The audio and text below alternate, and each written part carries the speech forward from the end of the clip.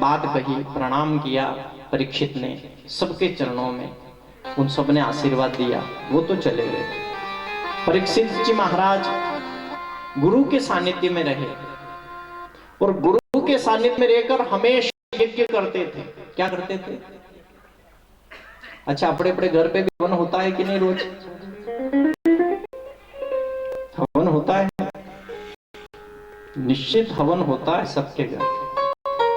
अगर एक माँ चूल्हे पे रोटी बना रही है, एक बहन रोटी बना रही है, एक बहू रोटी बना रही है, तो जब रोटी बनती है तो उसका थोड़ा सा टुकड़ा भी अन्न को समर्पित, अग्नि को समर्पित करते हैं ना?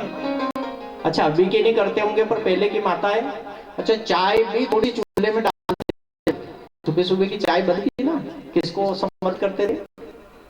अबे तो यहाँ आग लगी रही, जो पहला यहाँ पूरे, उसके बाद में दूसरी बात।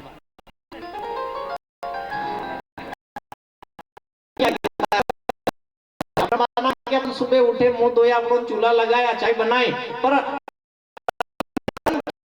क्या करना है कि पहले हम धर्म परायण होकर अपन पहले भगवान को समर्पित होना। क्या है? किसी की अमानत है, ये अपना ही है। अच्छा, ईमानदारी से कोई कह दे कि ये शरीर किसका है, कि अपना है। अगर अपने तो ये पेट में दुख क्यों रहा है? अगर अपना पेट तो कहो कि बंद हो जा रहा है, मत दुख, तो दुखी हो, तो घुटने से चला ही नहीं जा रहा है। राम सिंह जी कह रहे कि बिना इससे तो बैठा नहीं जाता, कड़क जगह पे बैठू तो उठा नहीं जाता है, कमर दर्द हो रही, तो कमर अपनी नहीं है, आंखें अपनी नहीं है, बार बार ऑपरेशन कर रही है, डॉक्टर ऑपरेशन कर रहा, अपनी होती तो आंखें देखती। कान भी अपने नहीं है, अगर अपने होते तो पूरा सुनाई पड़ता कि नहीं? बताओ, कान अपने हैं, अपन कह देते ये कान तू मेरा है, बढ़िया सुन, वो सुनता, पर बेहतर हो गया, वो सुन नहीं रहा। ये नहीं कि अपना नहीं है। दांत अपने नहीं है, गिरने लगे हैं, गिर रहे हैं कि नहीं? धीरे धीरे इनमें मिस्टेक आ गई, ये अपना नहीं है। इस शरीर का एक अंग भी अपना नहीं है, ये किसी की अमानत है, और अमानत इसकी है, वहां पहुंचेगा। इसके बीच में अपने काम से भेजा है, थोड़ा संसार में काम करो, जो परिवार को संभाला है संभालो, पर सत्य को भी याद करो कि आंखें किसी भी समय बंद हो जाएगी। स्वर्ग सुहायो है संदेश, हर घड़ी तैयार रहो, किसी भी समय जाने की तैयारी हो सके। ये बात कौन जानता था? वो ध्यान सुना परीक्षित जान रखा है। और धर्मराज कह के गए थे कि देखो, हमने कभी सोचा नहीं था कि आज हिमालय जाना निकलना पड़ेगा। निकल गए थे, आखिरी में धीरे धीरे धीरे धीरे उनका शरीर गल गया। उनकी भी बहुत बड़ी कथाओं का सार है। आप कर्म भोग को देखो, कर्म भोग भगवान आया तो भोगना पड़ा, विद्वान आया तो भोगना पड़ा, आया तो भोगना पड़ा। कोई भी मानव है, प्रत्येक को, सबको अपना अपना कर्म भोग भोगना पड़ेगा। पर इसमें सबसे बड़ी बात बताए, ये सबसे बड़ी समस्या पैदा करता है मन। क्या करता है? देखो, अभी आप सुन लो कि 5-10 मिनट, घंटा, आधा घंटा आप बैठे रहोगे, कथा सुनोगे, थोड़ी सी समझ में आएगी, थोड़ी नहीं आएगी, थोड़ी हंसी चलेगी, कभी तो कथा में जाओगे। और कोई भगत होगा वो चुन्ना तम्बाकू वाला, दिमाग में है नहीं कि थोड़ा जागा पर्दा पास ने के बीड़ी वाला। अच्छा, कोई इसमें बैठे बीड़ी तो नहीं पीते? ज्यादा मतलब आधा घंटा में एक बीड़ी की आएगी। अच्छा, इसमें क्या हो रहा है? ये मन नहीं मान रहा है। सबसे बड़ी बात क्या है? अगर मन को समझा लो, मन को समझाना रे नारी नर, मन को समझाना, मन को समझाना रे नारी नर, मन को समझाना।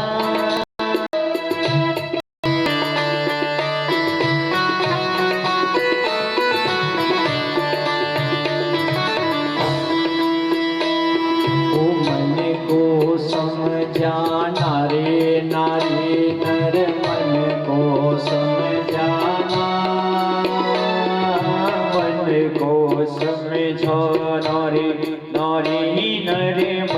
को समझाना, ये मन को समझाना रे नारी नर मन को समझाना, मन को समझाना रे नारी नर मन को समझाना। अच्छा, अंदर की आत्मा कहती है कि सत्संग में जाऊं और अच्छा कर्म करूं, पर ये मन नहीं करने देता। क्या नहीं करने देता? तो शास्त्र भागवत की कथा तो एक शब्द कहती है। परीक्षित से कहा, गुरुदेव बैठे यज्ञ चला तो उन्होंने एक बात कही, परीक्षित तू कहीं मत जाना। तो गुरुदेव क्या करूंगा? प्रभु चरणन में ध्यान लगाना और कहीं मत जाना, प्रभु चरणन में ध्यान लगाना और न कहीं न जाना। हे प्रभु चरणन में ध्यान लगाना और कहीं मत जाना, प्रभु चरणन में ध्यान लगाना और न कहीं न जाना। हे प्रभु चरणन में ध्यान लगाना, प्रभु चरणन में ध्यान लगाना, कृष्ण चरण में ध्यान लगाना, कृष्ण चरण में ध्यान लगाना, राम चरण में ध्यान लगाना, राम चरण में ध्यान लगाना। और कहीं मत जाना, मन तो मन को समझाना। ये हो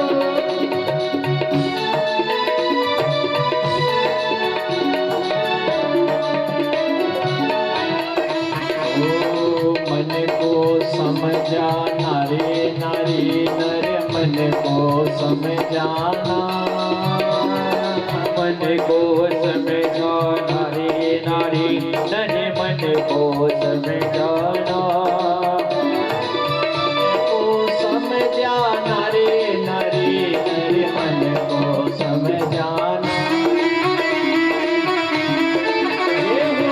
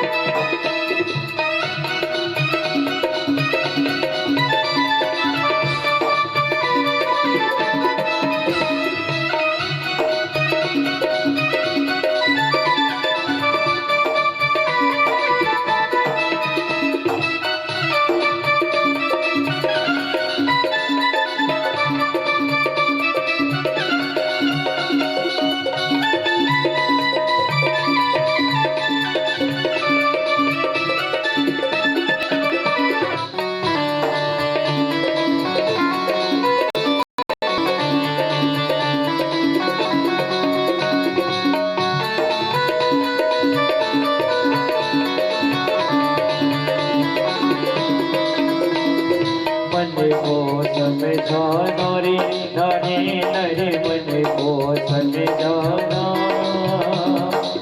मन को समझाना रे नारी नरे मन को समझाना, मन को समझाना रे नारी नरे मन को समझाना, मन को समझाना रे नारी नरे मन को समझाना।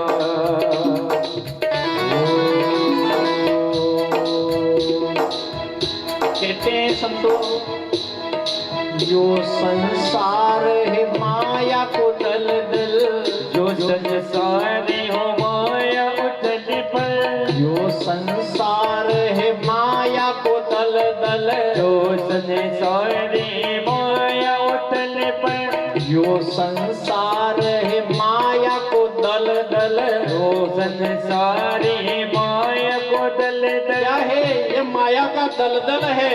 और कहते हैं, तू इसमें मत फंस जाना नारी नर मन को को समझाना, नारी नरे मन को समझाना, मन को समझाना रे नारी नरे मन को समझाना।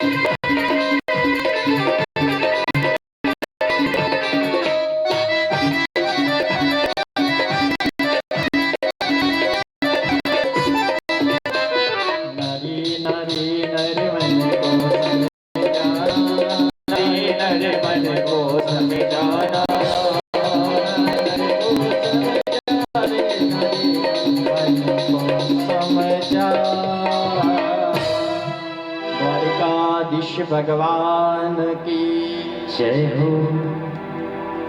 क्या नहीं समझ रहा? केवल मन। देखो, दो प्रकार की जगत में दो चीज है। आत्मा गीता सार में लिखा है अजय अमर अविनाशी सत्य है। और आत्मा निश्चित मान लेना, क्योंकि आपके हृदय में दूसरे के प्रति अच्छी भावना जागृत होती है, ये आत्मा संकेत कर रही है। आपने किसी का बुरा भी कर दिया तो किसी क्षण तो आपके मन में ऐसा लगेगा, यार मेरे हाथ से बुरा हुआ, ये अच्छा नहीं किया मैंने। ये आत्मा कह रही, पर मन पापी है। मन क्या करवा रहा है? मन गलत करवा रहा है। आत्मा तो अच्छी जगह ले जाना चाहती है। आत्मा तो कहती है कि मैं धर्म करूं, दान करूं, कथा करवाऊं, मंदिर जाऊं, मंदिर में चंदा दूं, जो भी इच्छा होती है मन कहीं न कहीं उस इच्छा को रोक देता है। आत्मा सदा सदा के लिए माना। वाराणसी में अभी मंदिर का कार्य किया, 1-1.5 साल पहले ऐसी कोई बात रही थी, राम दरबार की हुई थी ना। आप सबने वास्तव में बात रखी, राम दरबार लाए, भले ठीक है मंदिर, मेरा कृष्ण मोर मुकुट बंसी वाला भी बैठा तो धनुषधारी भी बैठा। ये निश्चित है, नगर में चाहे कुछ हो न हो, पर नगरी में सदा सदा के लिए राम परिवार होना जरूरी है, राम दरबार होना जरूरी है। क्योंकि राममय नगरी तभी होगी कि उस नगरी में राम जी आएंगे। क्या आएंगे? राम नगरी तभी होगी जिस नगरी में राम आएंगे। सबने एक ही शब्द कहा, केवल और राम। अच्छा, जन्म से लेकर मरण तक जो भी चलता है ये सब उस एक के दिन चलता है। आप भले भागवत जी पढ़ लेना, शिव पुराण पढ़ लेना, आप देवी पुराण पढ़ लेना, आप रामायण पढ़ लेना, उन सब में यही कहा कि प्रथम से आखिरी में राम। अच्छा, शिव जी ने किसका अनुसरण किया?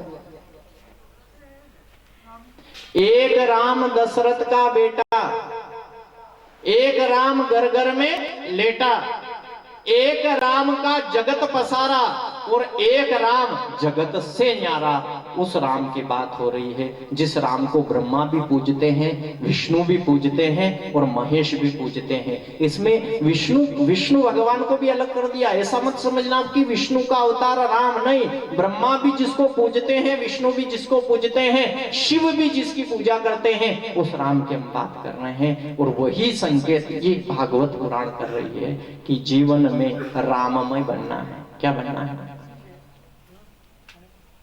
आप ये भागवत महापुराण को सुन रहे परीक्षित बेटा गुरु के सानिध्य में गया तो गुरु ने कहा कि परीक्षित, तुम राजा बन गए हो, तुम्हारा कर्तव्य है जीवन में उठकर स्नान ध्यान करके पहले पूजा करना, यज्ञ करना।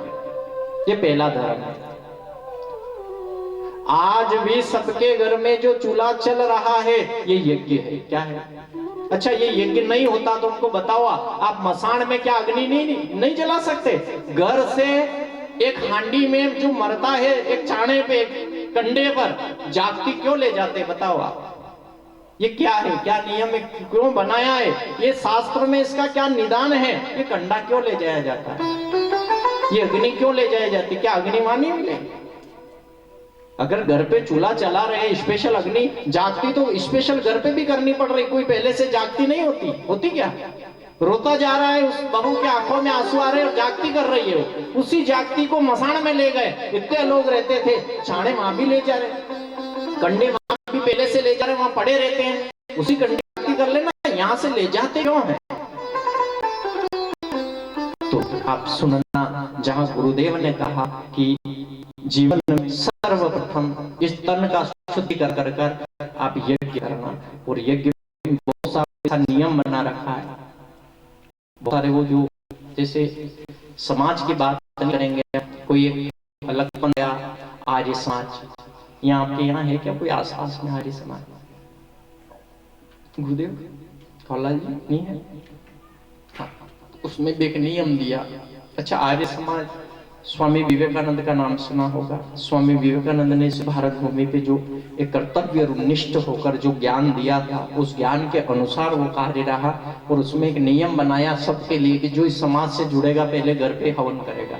हवन ऐसा नहीं कि आपको ईंटें लगाना है, पीरी लगाना है, नहीं, एक छोटा सा ऐसे हवन कुंड आता है ना, हवन कुंड आता है ना, ऐसा छोटा सा एक हवन कुंड आता है, उसमें सुबह सुबह माताएं जो भी चूल्हा लगाती है, इतनी सी जागती होती है, उस जागती को रखा जाता है, और घर के परिवार के कोई भी जो भी सदस्य स्नान ध्यान कर ले, वो इतना सा घी लेना चम्मच से और थोड़ा सा और होम कर देना, थोड़ी सी इतनी सी सामग्री, भले 5 आहुति लगो, भगवान के नाम आहुति लगे। और इतनी साधना नहीं होती है, अपन हवन नहीं कर सकते तो कम से कम रोटी बनती है, उसका भोग तो अग्नि को प्रदान कर सकते हैं ना। अग्नि से ही शुरू हुआ है और अग्नि पे ही आखिरी पड़ाव है अपना, बीच में कुछ नहीं है। अग्नि जटार, अग्नि से ही मनुष्य का शरीर तन इस शरीर से बाहर आया है, कि गर्भ से बाहर आया है, किसकी देन से? अग्नि की देन से। अग्नि पुराण में पढ़ लेना, किसी को अगर शंका हो, ये शरीर अगर आया बाहर तो कैसे आया? जटार अग्नि, आप जो भोजन करते हैं वो जो अग्नि ज्वाला प्रज्वलित होती है, जो अपन बीच में पानी पी जाते हैं वो शांत हो जाती है। अपना जन्म अग्नि से शुरू हुआ और अग्नि पे ही जाके समाप्त हो जाता है, ये शरीर जल जाता है। उस अग्निदेव को आशीर्वाद दिया कि जितने भी देवी देवता होंगे, जो भी होम करेंगे, आहुति लगाएंगे, इनका कर्तव्य उनका है कि वो वहां तक पहुंचाएगा। अग्निदेव को यह आशीर्वाद दिया है। अग्नि पुराण में कथा कही गई है कि ये अग्निदेव सभी देवी देवताओं को आहुति पहुंचाएगा। आप एक निवाला भी रोटी का निश्चित रूप से घर पर दान के रूप में अग्नि को समर्पित करो। अपने जीवन के कर्म को धर्म में बदलना है, इतना निवाला भी। आप गौ माता को रोटी नहीं दे सकते हो, एक